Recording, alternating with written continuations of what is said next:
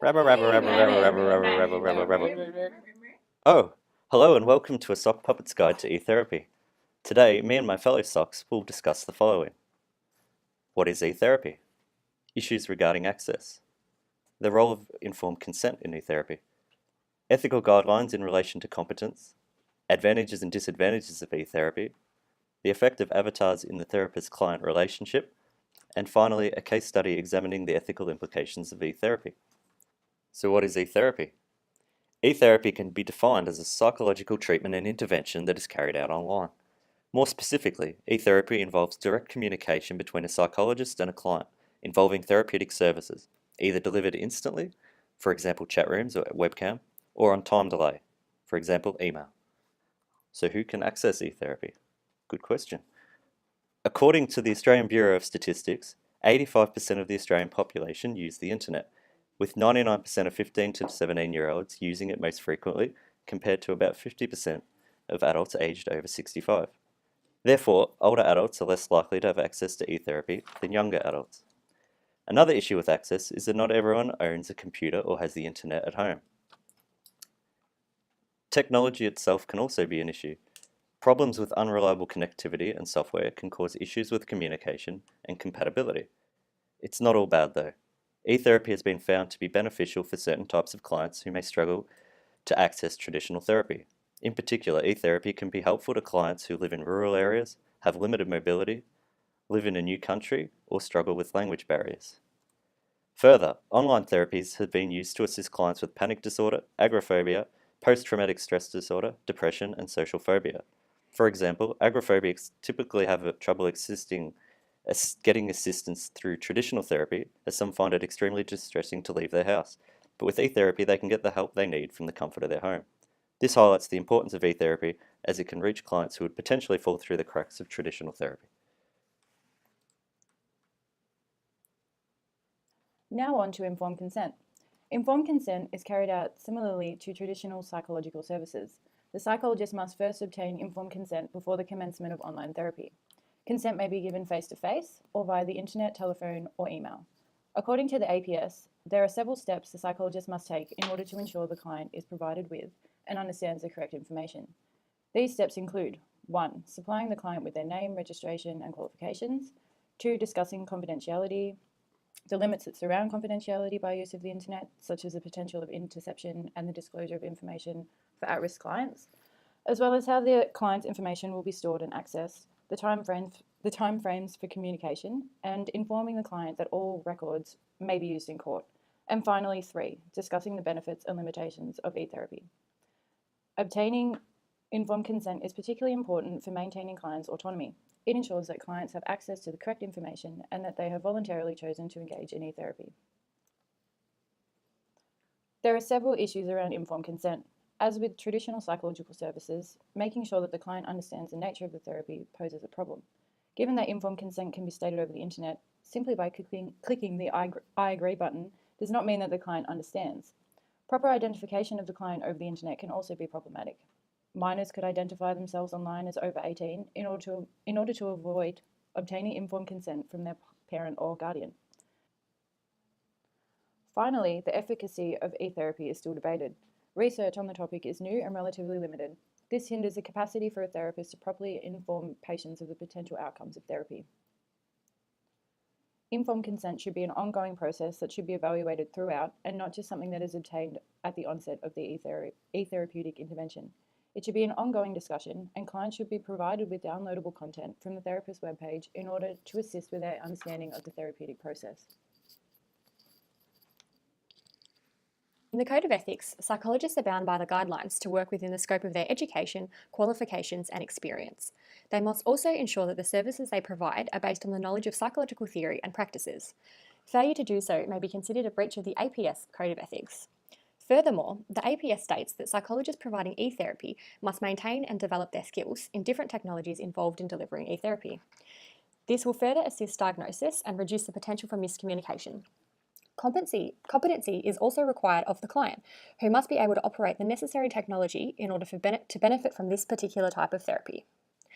Applied to e-therapy, competence relates to the following: knowledge of the effectiveness of the technology-based treatment used by the psychologist, evaluation of the internet or telecommunication-based service prior to its use to determine whether it's appropriate for the client, tracking the progress of clients using internet technologies. Psychologists should refer the client on if the therapy is posing any risks of harm to the client. Lastly, if client progress is too slow, the psychologist should increase the level of support available to the client by either spending more time with the client or switching to face-to-face services. Online therapy requires a specialised set of online communication skills. These skills include the use of metaphors, stories, or emotional bracketing, which involves asking the client to put their feelings into brackets. For example, the e-therapist may ask, "Is everything okay?" To which the client may respond, "I don't want to go to school today." In brackets, the client might follow with either angry or crying, which conveys two differing emotions and thus elicits different feedback from the e-therapist. These methods help to facilitate a relationship between client and e-therapist more similar to that which would be obtained in traditional therapy. If e-therapists are not competent in this method of therapy, it could lead to misinterpretation of the message the client is trying to convey. There are also issues of access to appropriate training of these e-therapy skills. Due to the lack of psychologists providing training, there is a greater risk of e-therapists executing therapy whilst lacking the training to do so competently. E-therapists must also be competent in the legalities of providing services outside of their own legal jurisdiction. It is important to note that there are issues around insurance cover for the e-therapist. If a client were to take legal action, the e-therapist may not be legally covered by their insurance. Further, the malpractice insurer might not cover for expenses or damages if the client was treated outside of the e-therapist's state or territory. Well, what about the advantages of e-therapy? One of the advantages of e-therapy, above and beyond traditional therapy, is its convenience. This is primarily seen in the lack of geographical restrictions, as well as reduced difficulties in terms of time management. There is also evidence that young people are more likely to engage in e-therapy due to their comfort and knowledge using the internet. As suggested earlier, clients with specific conditions are also more likely to engage in e-therapy. For example, patients suffering from HIV or AIDS often refuse traditional methods of counselling due to stigma and shame. E-therapy is important because it allows a level of anonymity and reduced social stigma. As previously mentioned, there are clients with certain disorders who are more likely to engage with online therapy compared to traditional therapy. Symptoms of these disorders can be too severe for them to attend traditional therapy sessions, which makes online communication a vital tool. In terms of diagnosis and psychological assessment, clients can also be encouraged to take tests such as depression, anxiety, or stress scales in the comfortable setting at home. This reduces potential tester bias and also allows the client to feel more relaxed in a familiar environment without the constraints of a time session. Besides the logistical advantages of using technology to administer therapy, there are also benefits that arise within e-therapy itself. For example, research suggests that writing during times of distress is particularly useful for clients as it is considered to provide an avenue for emotional healing. Given that a lot of online therapy methods require an interactive form of therapeutic writing, interventions delivered in this environment may be quite effective in encouraging clients to express themselves in a more thoughtful, self-reflective, and insightful manner. Having a written record also allows the client to have a reference point for future discussions and assess the progress of therapy. Despite the criticisms of e-therapy by others, consumers often report similar satisfaction with their treatment when compared to clients who participate in face-to-face sessions. E-therapy may lower individuals' inhibitions, making it easier for a suicidal client to disclose their ideations. However, the issue arises of how psychological crises can be identified and managed remotely. For example, if a client presents with a panic disorder, the need for a thorough assessment is important as the disorder is associated with an increased suicide risk. When therapy is conducted face-to-face, the psychologist has the ability to assess and manage these crises. However, this is not possible for clients participating in e-therapy as the client and the e-therapist would likely be physically distant from one another. Thus, e-therapists should obtain details of each participant's primary care physician and next of kin in the event of a psychological emergency, so that the client has access to practitioners who can deal with the emergency in a more appropriate and hands-on way. Furthermore, e-therapists should exclude clients who are suffering from certain kinds of psychiatric disorders, for example, distorted realities, schizophrenia, and the like, or those suffering from serious depression who seem at risk of suicide, further limiting the number of people who can access this form of therapy.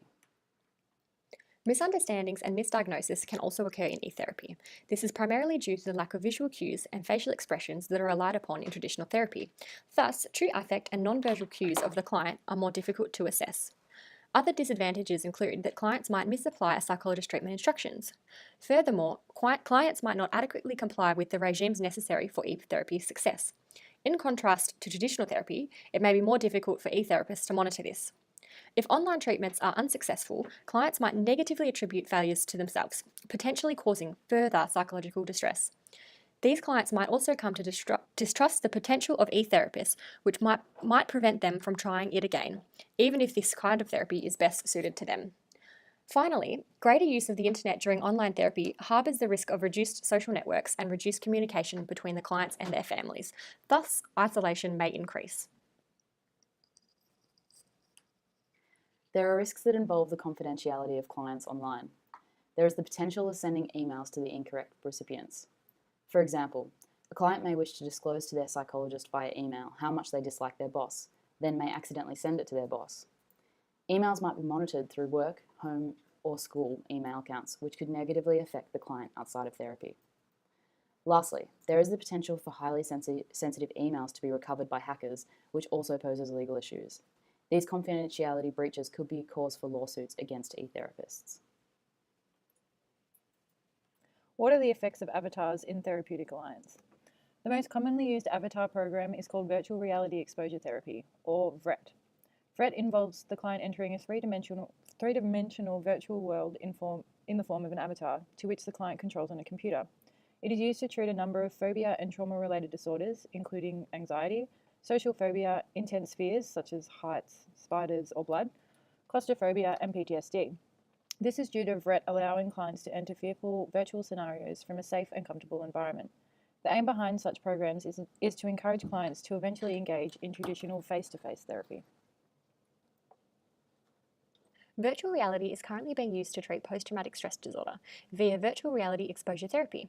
Clients are exposed to a virtual trauma-related environment to which the psychologist then assists with the emotional response. A benefit of virtual reality is the increased control over the virtual world, which can be tailored to meet clients' needs. It also ensures that clients are combating their fears, as in traditional post-traumatic stress disorder therapies, clients are asked to imagine a traumatic scenario. With virtual reality, the client is exposed not only visually to the scenario, but from a multi-sensory perspective. A systematic review of the literature has found that virtual reality significantly reduces post-traumatic stress disorder over a number of sessions. Avatar programs currently assist children with autism spectrum disorder to learn facial and emotional recognition skills. Hopkins and colleagues investigated the effectiveness of FaceSay, an avatar program aimed to improve the social skills of children with autism. The program uses avatars, human and animal, to improve emotional and recognition and facial recognition and to further develop skills to assist in social interactions. The program is lifelike in order to assist in generalizing the skills learnt from the program into everyday life situations. This is an ongoing challenge within traditional autism learning approaches.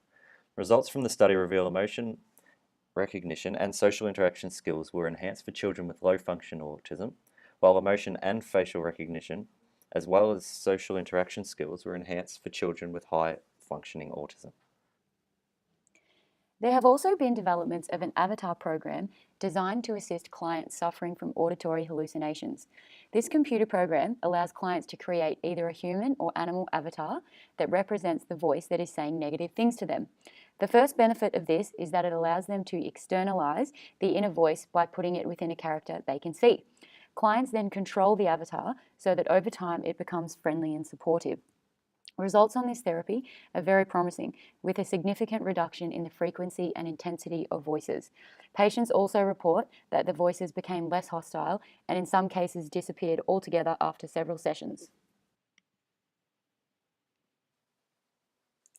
The following case study examines e-therapy sessions taking place in virtual reality. Both the therapist and client talked through the use of avatars in a virtual office created in Second Life. They used text as their main form of communication. The client was known as Randy, a 34-year-old Libyan refugee who had recently moved to a new city due to civil war in his home country, where his government was committing genocide. Randy had a history of depression and explained that he was also having some interpersonal problems after recently losing his job. He explained that he would not go into a real psychotherapy office because of the expense and also due to the lack of social acceptance because of his skin colour. The therapist was Dr. Quackenbush from the US. She initially suggested using Skype, however, Randy was unable to access it, so Second Life was used instead. Randy expressed that he did not feel at home in both his country nor the country he sought refuge in. He had experienced trauma and was extremely isolated. He reported that he always ordered meals in, never leaving the house or speaking to anyone unless it was to find a job. Randy also talked to Dr. Q about his cultural background, in which emotional expression was forbidden. An ethical consideration here is that Randy's therapist resided in the US and had little knowledge regarding Randy's culture or his country's political unrest. Dr. Q admitted she found it very difficult to imagine Randy's circumstances and only did some basic research to make sure that his claims were true. It is clear that there are issues of competence here that may be in breach of the APS code. We can assume based on this evidence that Dr. Quackenbush is attempting to provide a service that may not be within the scope of her experience. Over time, Randy revealed that the thing he most looked forward to in a week was talking to Dr. Q. It became apparent to Dr. Q that Randy had issues of avoidance and was spending all of his time on Second Life, having no social contact unless it was with prostitutes, whom he sometimes paid just to sit and talk with him. He had become so dependent on his therapy and spent hundreds of dollars a month recreating his home country in the virtual world. Randy eventually went as far as marrying another Second Life user online who he had never met. After some time in therapy, Randy asserted that he felt recovered from his depression, he was more confident, and he had finally found some meaning in his life. But what was really concerning about this is the fact that he had only found meaning through his Second Life, which he admitted to preferring over real life. Randy's online romance eventually fell apart, at which point he directed his romantic feelings toward Dr. Q. At this point, it was exceedingly obvious that Randy had an internet addiction. Which begs the question, is it even appropriate to provide therapy via the internet to someone who has an internet addiction? This could be breaching the APS code specifically in terms of non-maleficence. The excessive amount of time Randy was spending on Second Life was being encouraged and reinforced by the therapy he was receiving there. And as previously mentioned in this presentation, it is a requirement that therapists evaluate the use of the internet prior to actually using it. An interesting twist occurred during Randy's therapy when he introduced another avatar into the sessions. He gave this avatar an Arabic name and dark skin, which he admitted closely resembled what he really looked like, compared to his original avatar, which he created as a Caucasian man. Research by Kim and Sundar posits that avatar therapy can be used to reduce the discrepancy between the ideal and actual selves. This can result in reduced feelings of the negative effects of body image concerns. It appears that Randy had originally done this, but maybe later on he became more accepting of his true self. Dr. Q revealed to a colleague that she herself preferred to use a younger and more attractive avatar, which undoubtedly impacted Randy's development of romantic feeling towards her. This begs the question, should standards or guidelines exist around what type of avatars are appropriate to use in therapy? Should they closely resemble the self, or should there be a standard avatar created purely for therapeutic use? And if so, how can we possibly monitor and regulate this practice? This may be breaching the standard of fidelity, as using a more attractive version of the self is kind of misleading. Dr. Q also admitted to multitasking while in the therapy sessions, which is another ethical dilemma because Randy was paying for her time and surely deserved her full attention. In conclusion, a frequent criticism of e-therapy is that it's difficult to develop a meaningful bond when body language and facial expressions are not available.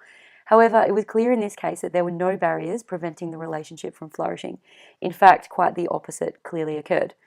The sessions were eventually terminated and Randy was referred to another Second Life therapist. He reported that the therapy helped and he had found a job, so it was a positive outcome. Upon reflection of the relationship, Dr. Q admits to feeling concerned about her choice to appear as a more attractive version of herself, and she even felt that she was becoming too immersed in Second Life. There definitely seems to be some advantages to this therapy, however many legal and ethical issues arise. Most notably in this case was cultural competence, non-maleficence and fidelity. This case challenges us to ponder, how can mental health professionals incorporate rapidly developing technology with psychology in an ethical manner? We hope you have enjoyed the Sock Puppet's Guide to E-Therapy, keeping up with technology in the field of psychology.